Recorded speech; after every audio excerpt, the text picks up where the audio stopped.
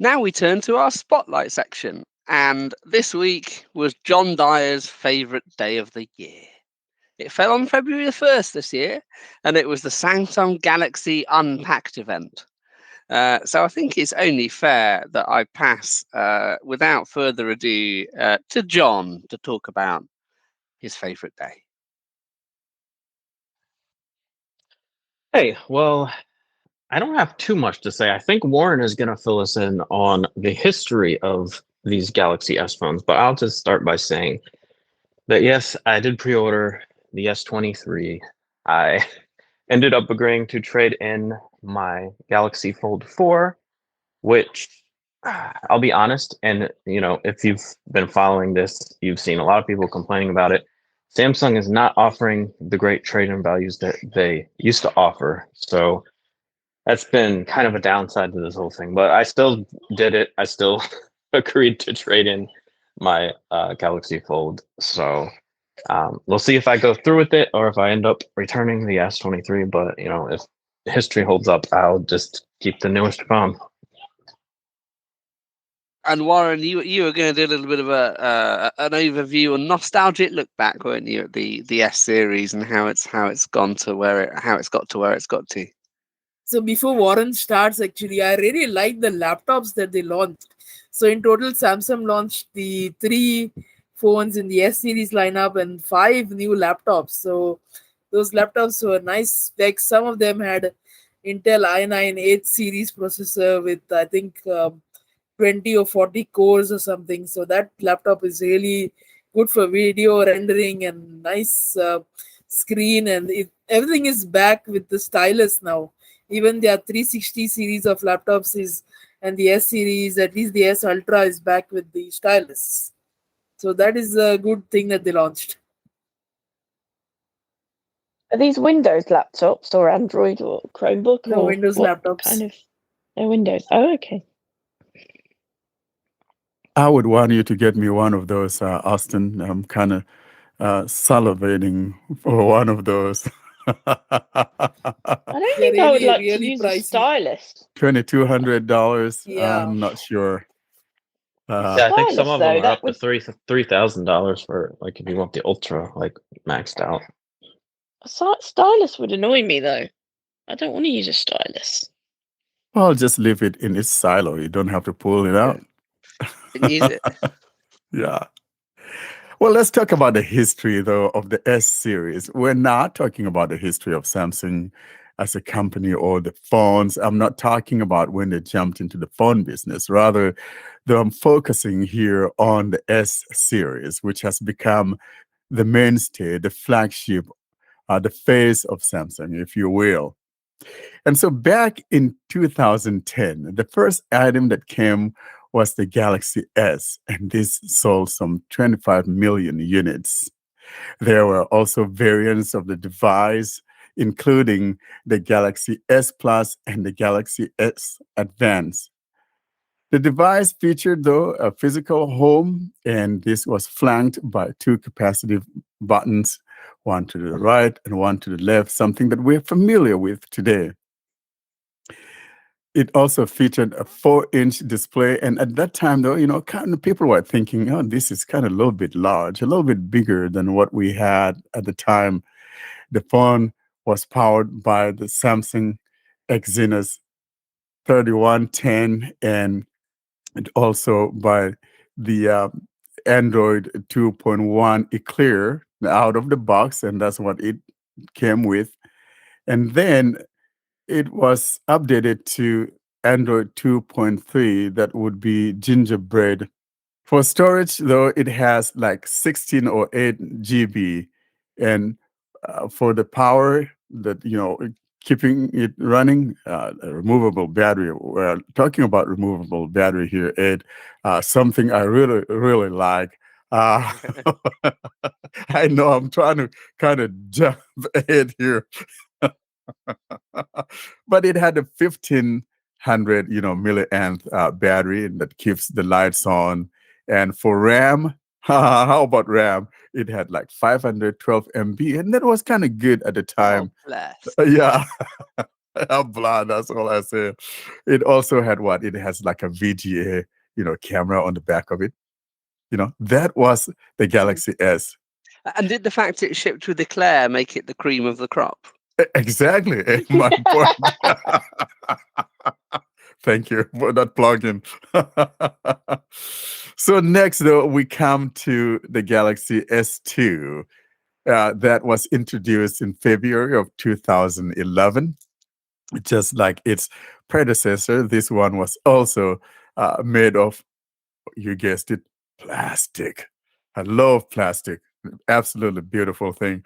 Also has a removable battery, but instead of the 1500, this one had 1650, so 1650 milliamp battery. 8 megapixels. That's better with the same capacitive buttons that we've come to know. And this time, though, this one had like a 4.3-inch and has a Super AMOLED screen. That's beautiful. This If time, only current pixels are capable of being mega instead of just mediocre, they might not be called Fisher Price. come on, lay off my phone, okay? This time, though, unlike the first one, that is, unlike the Galaxy S, there were two different chips powering the device. If you live outside the US, you had the Exynos powering the device, and then you have the Snapdragon in the US. So if you were, say, in Europe and other places, you had the Exynos there that powered that device. And so that's how that one went. It would receive what up to the Android version. I think it got up to Jelly Bean for that one. That was one of the longest ones Samsung supported for some reason. And Samsung sold some 40 million of these devices. I can't believe they sold that many, but of course, people didn't have phones yet. And so everyone was buying. They sold 40 million of this. Let's move next on, though, to this time talk about 2012. And with the dawning of 2012, we're talking about the Galaxy S3. And this was announced in May of that year. The S3 was the biggest phone in many ways, and with a 4.8-inch screen. It also had a 2100 milliamp battery. So you see how the drift is, or the trend is going on. Bigger battery, bigger screen, and all that. And powering the device in the way of a chipset, we got the Exynos 4412 if you're outside the US.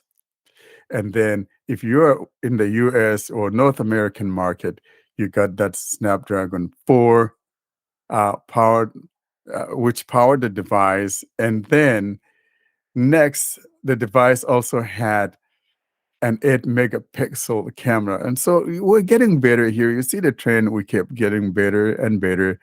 And then also have the same capacitive buttons. You got the home key, and then you have all of that. And Android Ice Cream was the one that powered this device. So out of the box, it came with Android Ice Cream and ended up in Jelly Bean 4.3. That was what it ended up at. And that was the last official update this one had.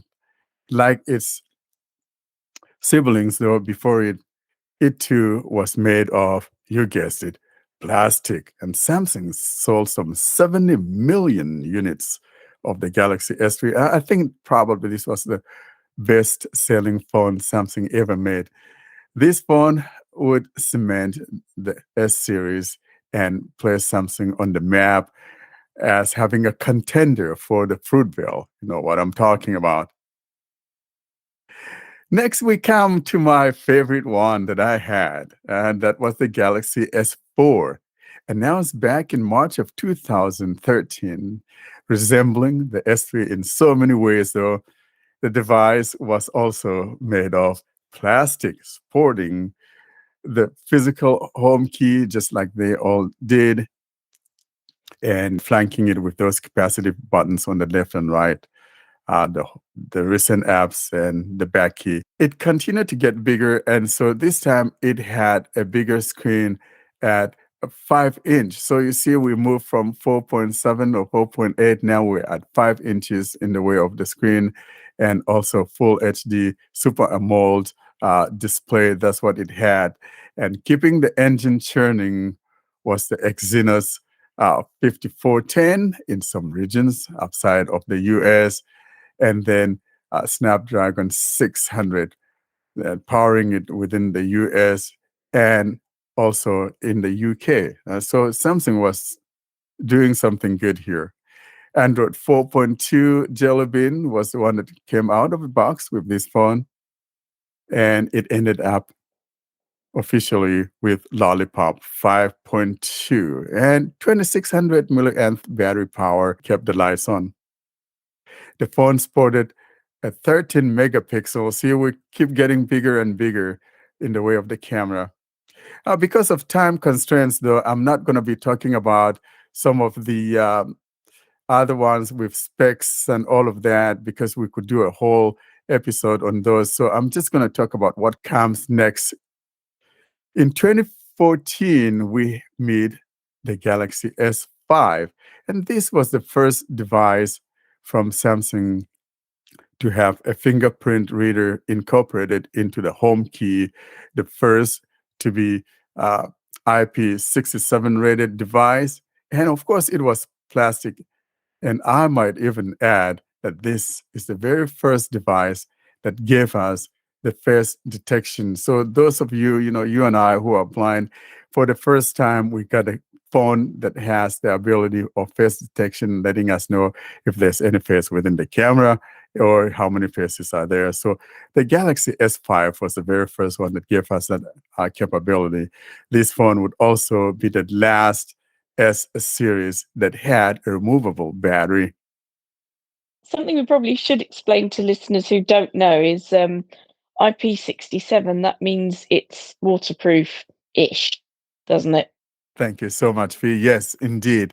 And so it's the first phone that had that water and dust resistant, and it was plastic. So all this argument about, oh, you put in removable battery is going to compromise that. No, the Galaxy S5 was plastic and had a removable battery. Next, we are up to 2015, and we meet the S6. This time there were two models, the S6 and the S6 Edge. And in August of that same year, Samsung would debut a third as S6 Edge Plus. This would mark the beginning of the moving away from plastic to the metal and glass.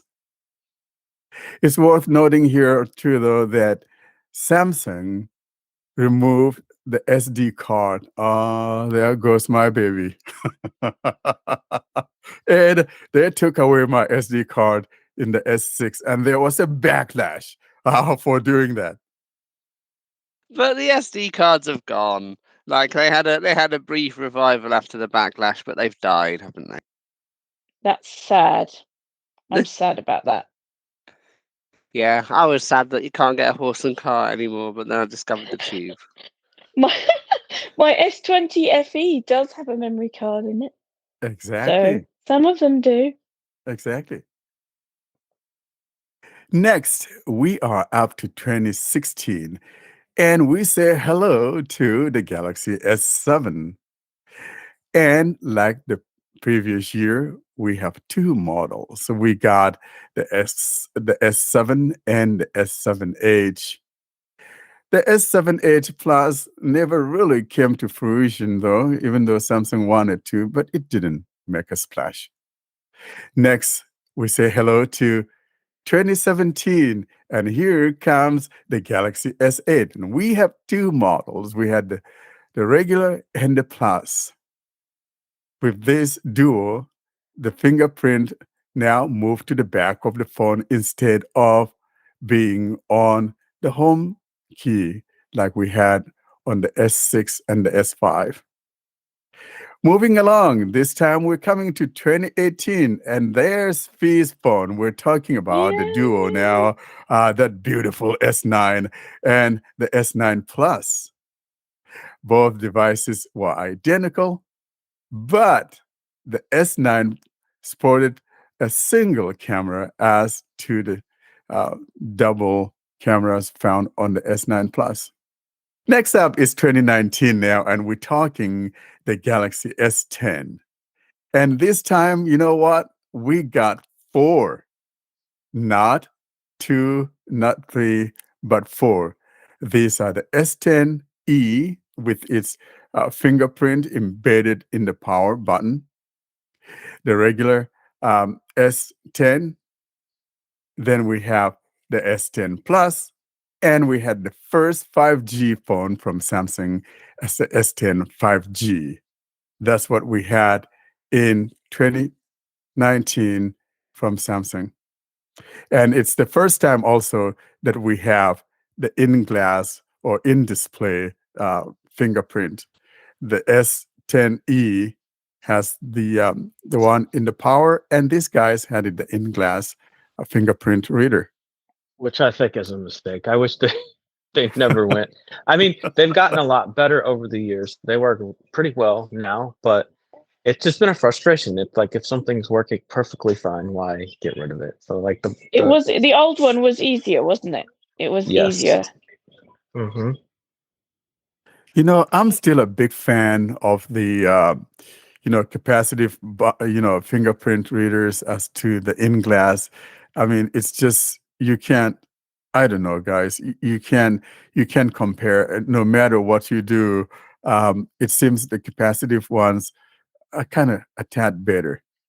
And you can feel where it is as well. I think it's a logistics thing. So most people use their thumb. They're using their thumb on their screen. That's why it's where it is. Do you know, I've never used my thumb to do stuff on my screen.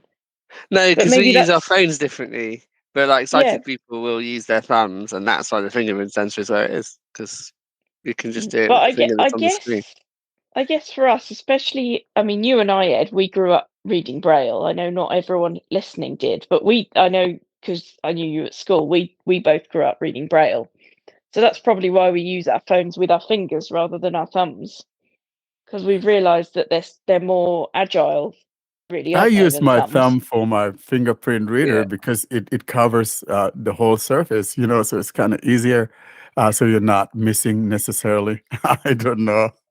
I use my thumb all the time on the phone. Like I couldn't imagine and obviously I use the fingers for certain gestures, like the scrolling gestures, and but I couldn't imagine using my fingers to actually, scroll left and right sort of thing. Do you know what I mean? Yeah, I Oh, I literally do. use my finger. Yeah, I don't use my thumb either.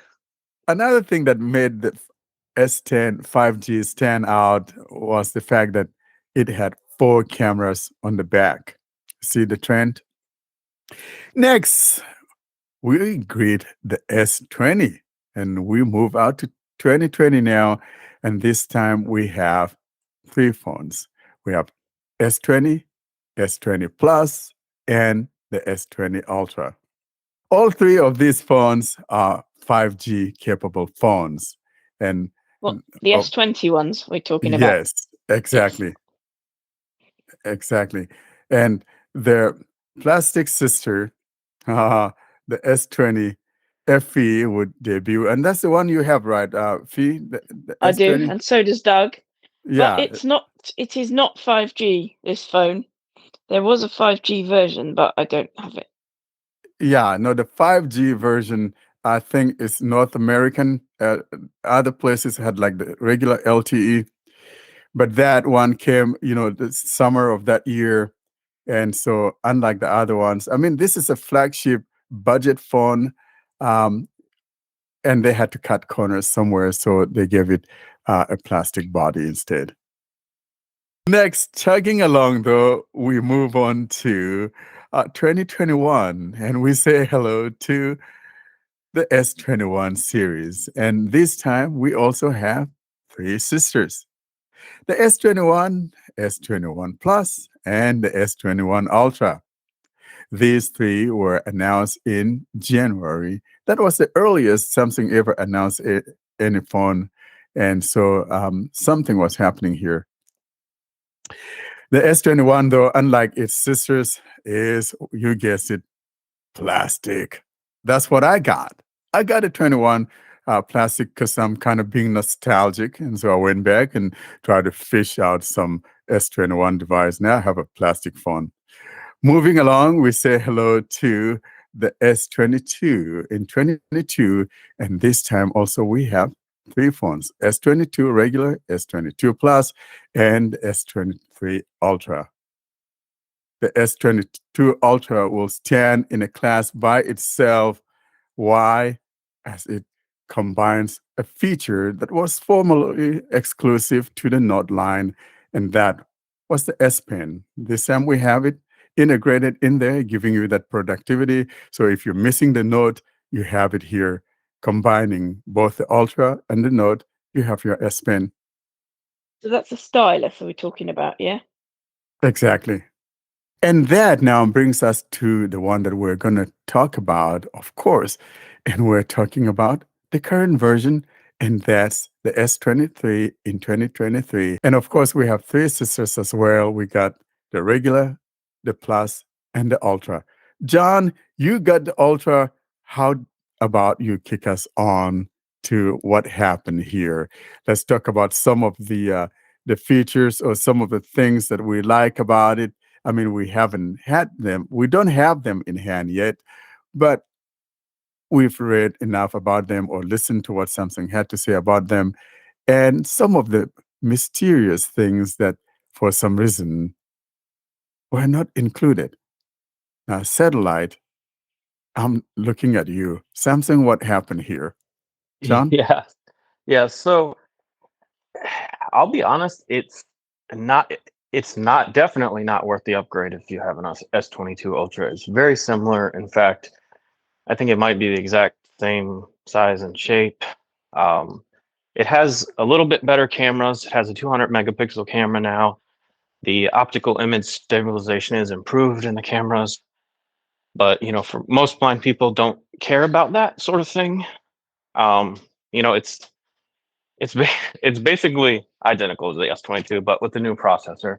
So it is going to be a little more efficient, supposedly. Only time will tell. But yeah, so it's really just a slight upgrade. And what size did you go for, John? I saw when Samsung emailed me, they were offering me the 512 for the price of 256 in the offer I got. I didn't exercise that offer, but Yes, I got the 512. So they were offering for all the pre-orders, and they've done this for a few years now. They'll give you the bump up, which actually is good for the S22 Ultra because not only do you get 512 for storage, but you also get 12 megabyte or 12 gigabytes of memory rather than 8, which is what the base S22 Ultra starts with. And how do you get such offers? Is it because you bought from them before, so that's why they send them? No, it's just anybody who pre-orders. Basically, if you buy the phone before it comes out, then they'll usually hook you up in some way. They'll either give you free accessories or give you more trade-in than they would normally would, or something along those lines. and I got it But via a Ed, you newsletter. had an email though, didn't you? Yeah, so I signed up.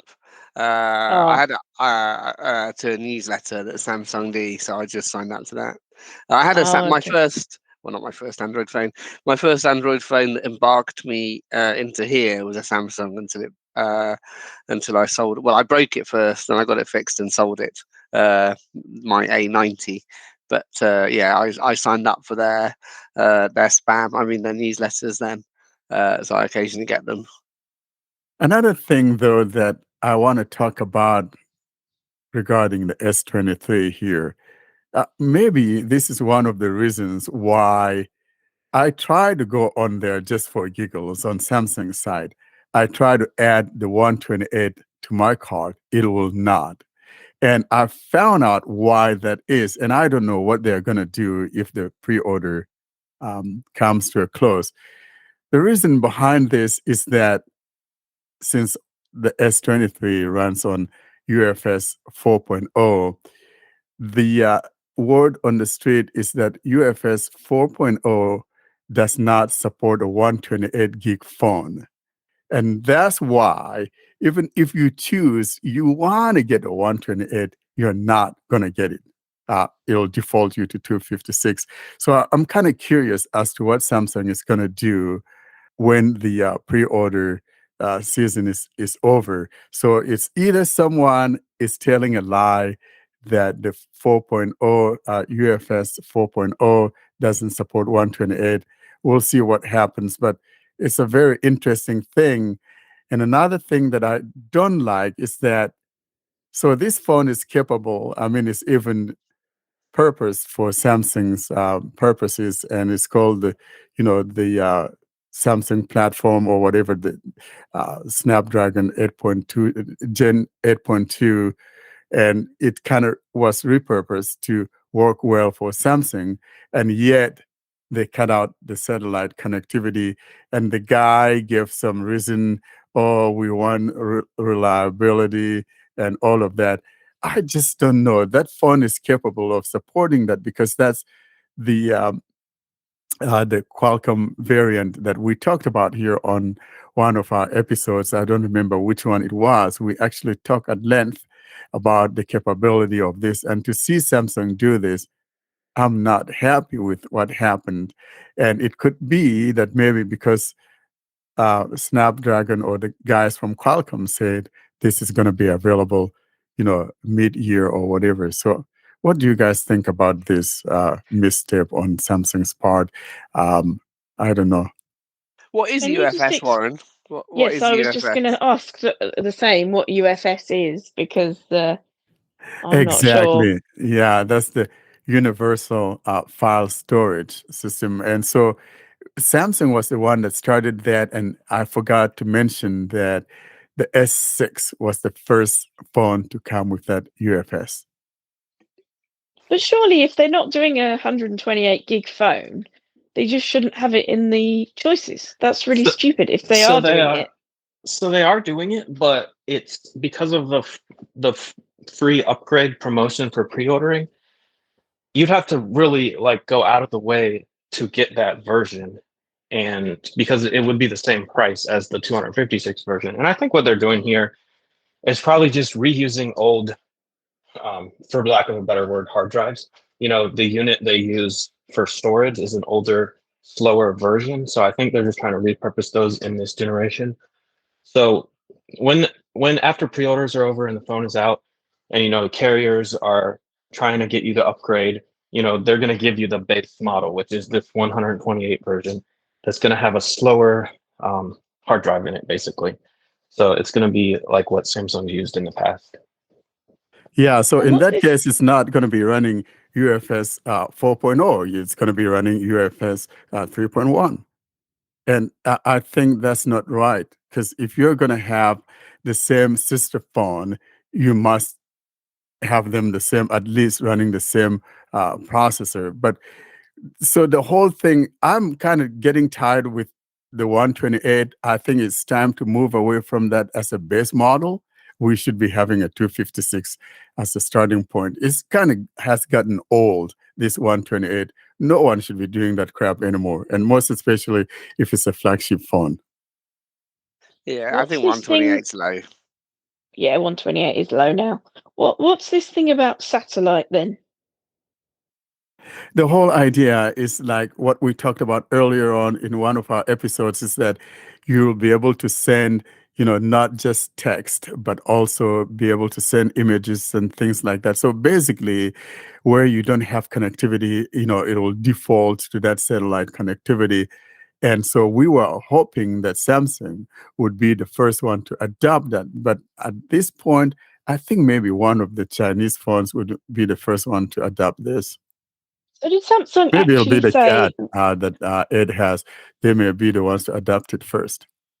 Did Samsung actually say we're not going to do this? That's a really weird thing to announce what you're not going to do. Yeah, they had an interview with the guy. I don't know. I don't remember his name. I'll put the URL in our show notes.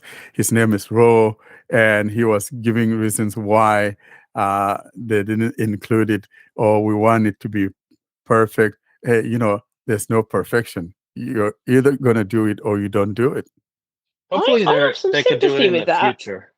I have some sympathy with that. They want it to work properly rather than to be the thing that got known for that didn't work properly when it was first released. Yeah, I'm I think hoping that they just include it in an update at some point, whether it be One UI, what are they on now? 5.5 or something, or even if they wait until Android 14, because they have the hardware. So hopefully at some point they Yeah, will. the hardware is more than capable. Yeah. So Mhm. I'm hoping they'll do that because it'll be a shame to have this great phone and not have that capability. Were there any other standout features that are new this week? Because I'm getting a bit fed up with phone events and things now because they just seem to say, oh, the camera's better, the processor's faster, it might have more memory. Yeah, so what? Like, was there anything exciting? Well, you're not alone, Fee. I think a lot of people have kind of had a burnout of all these events and whatever. It's just a little iteration of this here and there, and we focus on this or focus on. Oh, now we have 200 megapixels for the ultra model. I think that's the only biggest feature that stands out for these three sisters, if you ask me. But I think that Yeah, I don't think there's any reason worth upgrading unless you're coming from maybe a Note, like a not a Note, an S20, maybe an S21, but it just depends on your situation. If you have a phone addiction like me, of course you're going to upgrade. But I think for a regular person, no. Why is it better than, say, an S20 then? Is it the speed, the battery? Yeah, all of the above. These little increments add up to a lot over the course of 3 generations. If one phone's a little bit faster, it has a little more storage. It has a little better cameras. If you wait 3 years, then it's going to be a bigger jump for you. and Yeah, but I also, still haven't heard anything that exciting. well, but also though, there's a gaming mode. So there's some things on there that some people find compelling to get this new phone. And most especially, like John says, if you have the S20, for example, we're looking at a vastly different processor. We're looking at a vastly different camera here as well. So a lot of people, those are the things that they use is they look at the camera. That's what a lot of sighted people look for, and especially the gaming industry has become such a big thing. And so for people looking for a better gaming phone, and you have an older phone, and if there's money to spare, definitely one would have to get this. And Samsung has made it to where it's kind of repurposed for their own use, to where there's a better cooling system. So there are so many things here that even if you think it's not worth the upgrade, there are some compelling things for someone having an older phone to get this phone. John's You see, right. now, So if they said the battery was going to last twice as long, something like that, I'd probably be more interested. We're never going to Jo- have a battery that lasts too long because, frankly, I think that the technology we have to change drastically, because what we have, it just, I mean, look at these three sisters. The Ultra is the only one that has the 5,000 milliamp. I don't know why Samsung did that. The other one's like 4,700 or whatever. So really, the battery thing, like I've argued, though, the good thing about any phone will have to be the battery. I don't care whether it has a camera that could, zoom from my house to wherever. But if I don't have enough power to keep it running, then it's a shame. And there's no better thing than that defunct removable battery. I want the But European to push it. Samsung have done this though. I mean, the S9 that I've still got, I do still use it, but it needs charging so often compared to my S20. And even, okay, it's going to now because it's old, but even when it wasn't so old, it needed charging a lot more often. And I was really pleasantly surprised when I got my S20 FE because I was like, oh, this lasts 2 or 3 days. Wow. Yeah. Yeah, So F20 So that has a was a big bigger difference. battery So and a sometimes bigger they do, processor. yeah, so sometimes they do. And and this and I is mean the S9, I think was the S9 the first one to have wireless charging. Probably the before S6, that. the S6 was the first one to have wireless charging. Ah, you see, so things like that are exciting. When that came in, that was exciting. And nowadays, there doesn't seem to be anything much. Yeah, there's Like nothing that. exciting about this new phone. But the thing is, because Samsung took away your removable and replaceable battery, they can tell you now if your phone's 3 years old, this will last twice as long because you've worn Yeah. worn out that old phone. Exactly. Yeah. Thank you, John.